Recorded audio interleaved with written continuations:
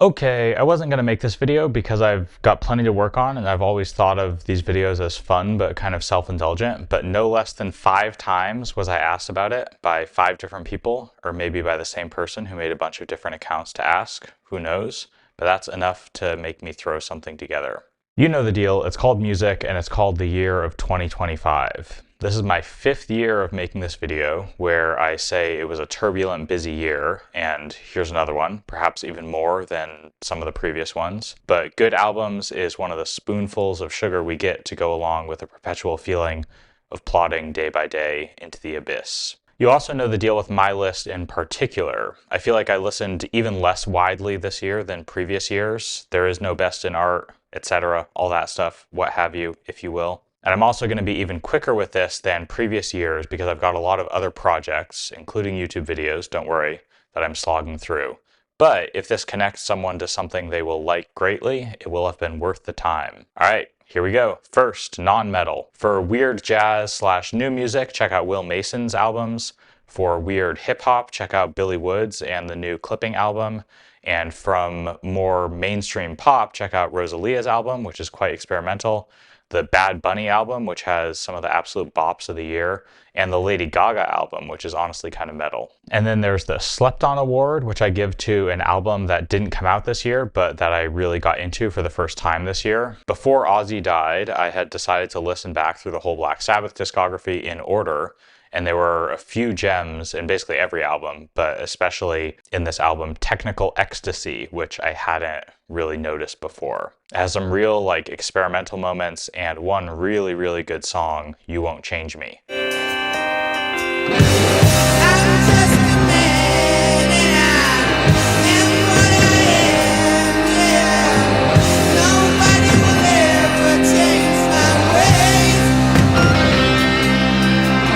May Ozzy reign in darkness. Okay, here's the main list. At number 20, I have the new Between the Buried and Me album. This album has a few moments of the type of brilliance that have, for much of my life, made Between the Buried and Me my favorite band, mixed in with moments where I feel like they've lost the plot maybe a little. I am putting it on this list, though, not only because the moments of brilliance keep my brain engaged in a way that not much else does, but also because I've thought that Between the Buried and Me albums had lost the plot before, and then completely changed my mind eventually. So we'll see what I think of this one in a few years.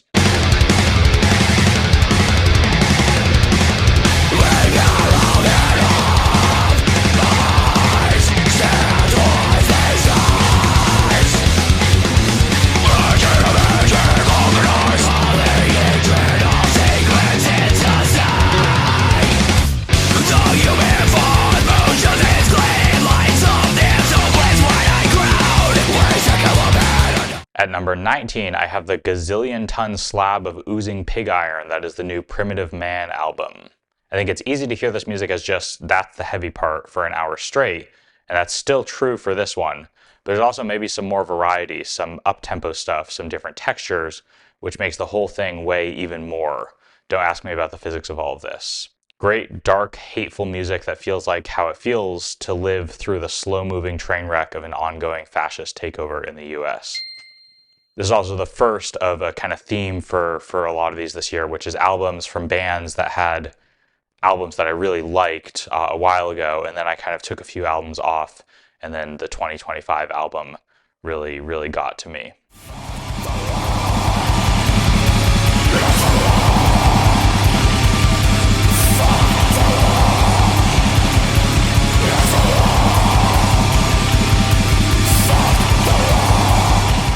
At 18, I have something fun, Ginger's album, The Duel.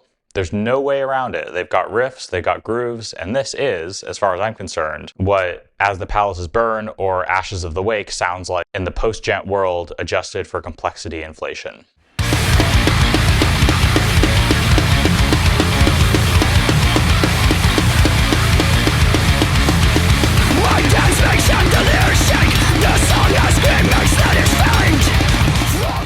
At 17, I've got the first weird death metal on the list. This album from the Australian band Deliquesce, or Deliquesce, not sure, which is brutal and angular. It's linear and weird, and it's got my truly structurally dense stamp of approval. What more could you want from a death metal album?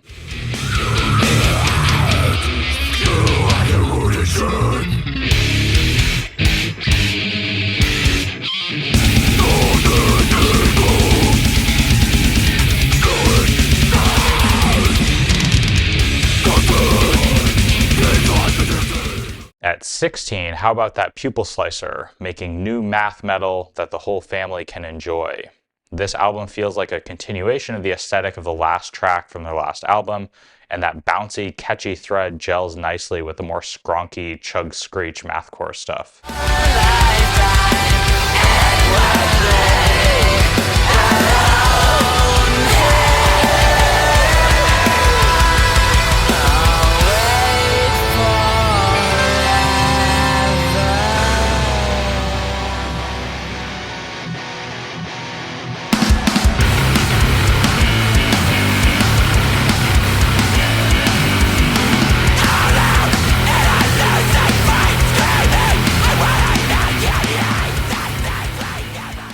At 15, another of those albums that from a band that I, hadn't listened as carefully to their last few albums, I found my way back to the light, or rather the darkness, and really spent some time with the new Bell Witch Aerial Rune album. I feel like it's taken me the last 10 years to recover from the time I spent with Mirror Reaper, which is just in time to relax into these chilly waters again.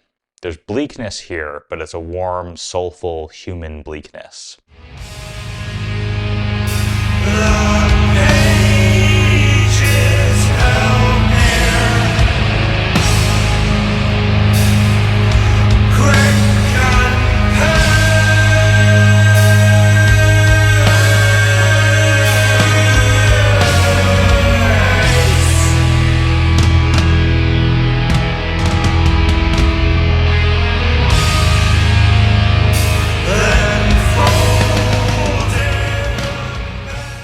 At 14, here's some more weird death metal from the Swiss band Cacothanacy. This is a great example of a pretty niche aesthetic in death metal, this kind of brittle, organic way of doing the overpowering death metal thing that ends up being all the heavier because it sounds kind of weirdly brittle. And again, by the way, this year-end list is the one time that I don't have to try to explain exactly what I mean by that, but it sounds right.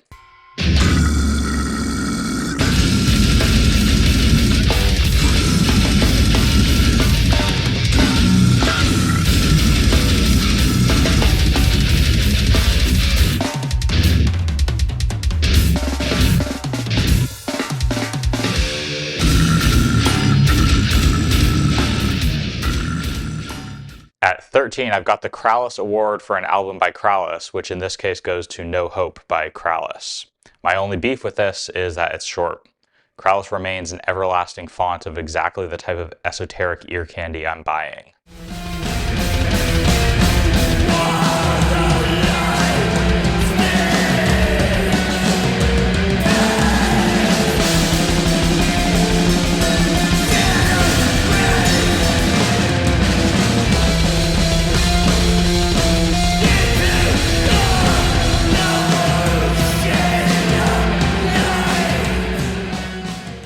At 12, I've got a short, banging album by Wretched Blessing, which feels like pure bottled rage.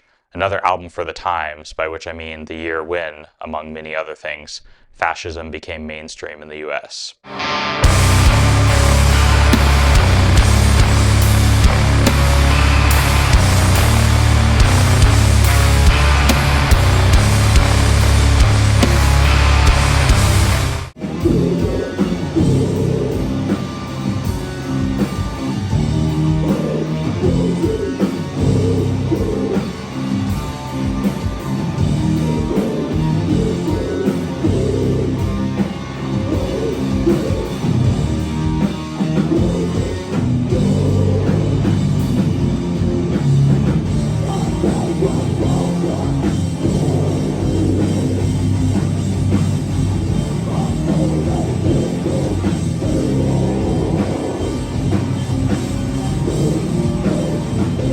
At 11, I've got this Degraved album, which is in the category of death doom that really summons ghosts.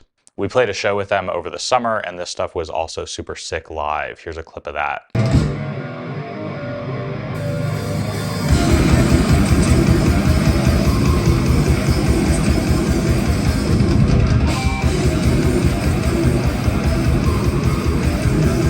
At 10, we are entering the portion where there are going to be more black metal albums, which normally I'm more of a death metal guy, but there was some real magic happening in the hazy, trem-picking world, starting, for me, with the Yellow Eyes album. This is for when it's the 15th century and you're riding 1,000 miles across the moors, but your horse freezes, the fog encroaches, darkness is falling, and you feel an unearthly presence watching you from just beyond where you can see.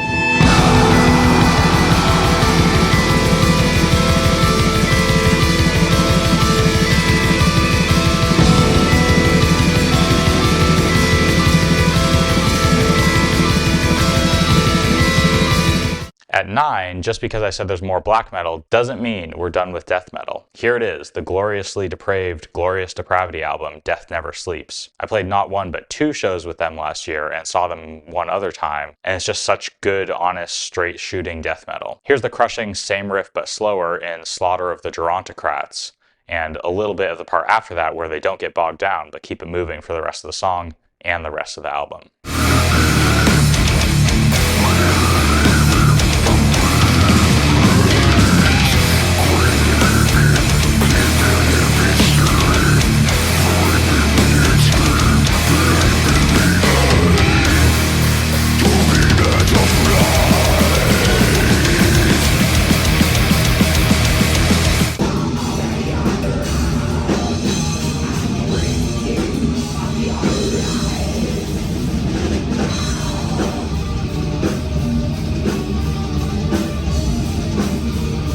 At 8, I've got Imperial Triumphant's album Gold Star, another band where Vile Luxury was an all-time album, and I spent a lot of time with Alphaville, and then I kind of took a break for their last couple albums. They've had a lot of cool stuff in the last few years, but for whatever reason, Gold Star hit me real good this year. They've got chords you've never heard of and tempo shifts you can't comprehend, all smashed together into this latest meditation on the grimy opulence of the best city in the world.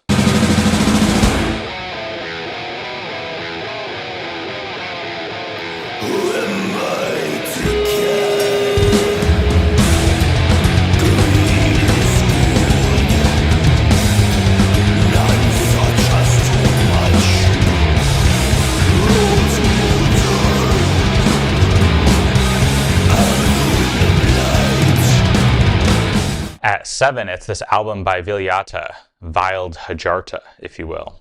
And I wasn't sure how to pronounce it, so I looked it up, and it's pronounced. I like the first riff on this album, which is mostly on the beat and mostly just like a major scale, but you understand that it's like that not because it's simple, but because they've twisted time and space so far inside out that the twisted sounds simple again.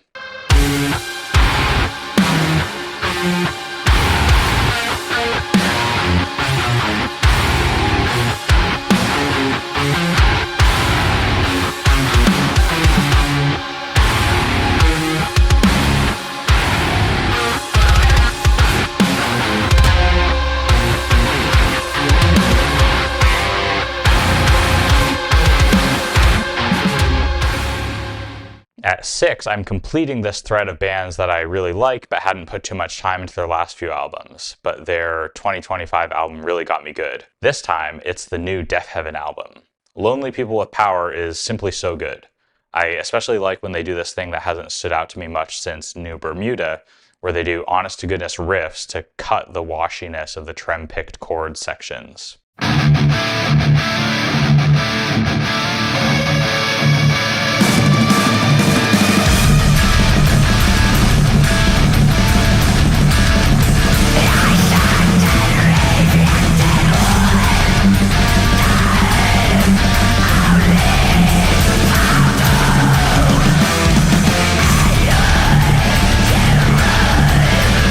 At 5, I've got another Doug Moore project, Weeping Sores' The Convalescent Agonies, which gets the balance of haunting and heavy just right. It's ornate, spacious death metal that supported me through the Arctic summer of 2025.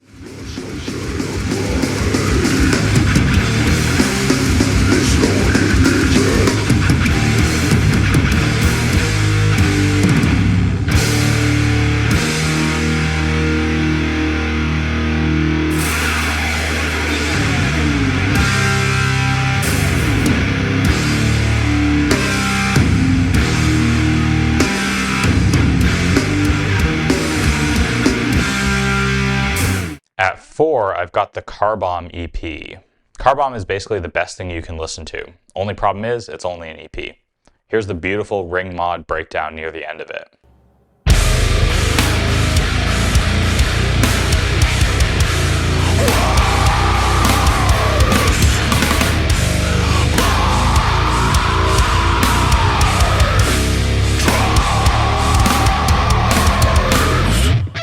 At 3, I won't sugarcoat it, it's weird death metal. To be specific, Dead and Dripping's Nefariously Scintillating Nefarious Scintillations, where the vocals are croaks, the riffs are Escher staircases, and the fun just doesn't stop.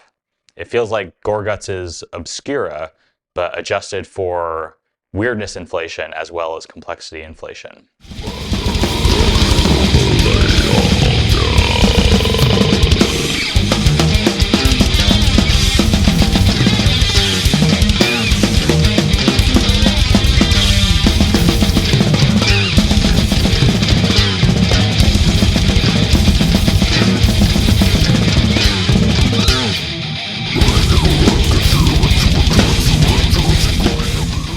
At 2, it's this agriculture album.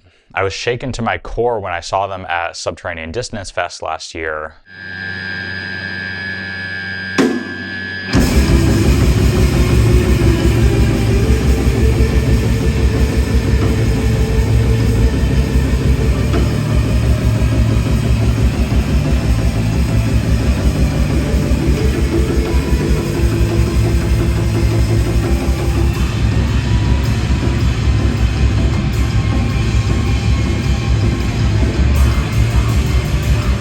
And then shaken out of my core when I listened to the album when it was released. And the whiplash between heavy ass-beating riffs and fragile, vulnerable parts is really fun. But they also do both with so much variety and nuance and quality that it's truly like nothing I've heard. Here's a bit of that contrast in the first track.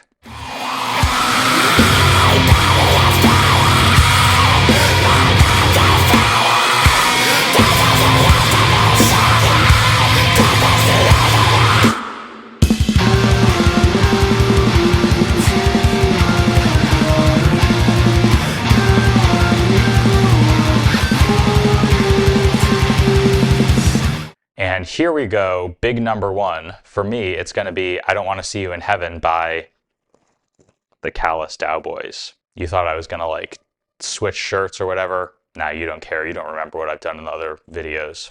This album goes hard. It also goes sad and it goes silly. And sometimes it's just really as simple as having an endless amount of good parts in a row. Is that too much to ask for from an album? Emo is back, nu metal is back, mathcore never left, long live metal.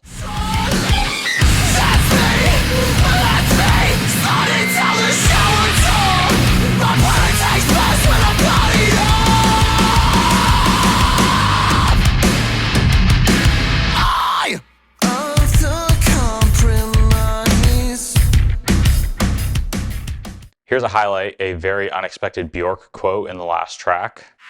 Arrows, futile attempts! I think you knew it looked less protection! A 35mm! I love you, I love you, I love you, I love you, I love you, I love you, I love you, I love you, I love you, I love you, I love you. And another highlight, the part that's like ugh ugga boo ugga in Idiot Temptation Force. Remember the love scene.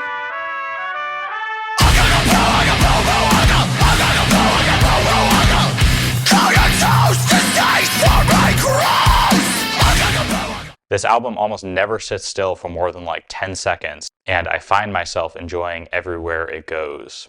So there we go, there's my list. As usual, put your favorites in the comments because I always find an album or two after I make my list that definitely would have been on my list if I had heard it before.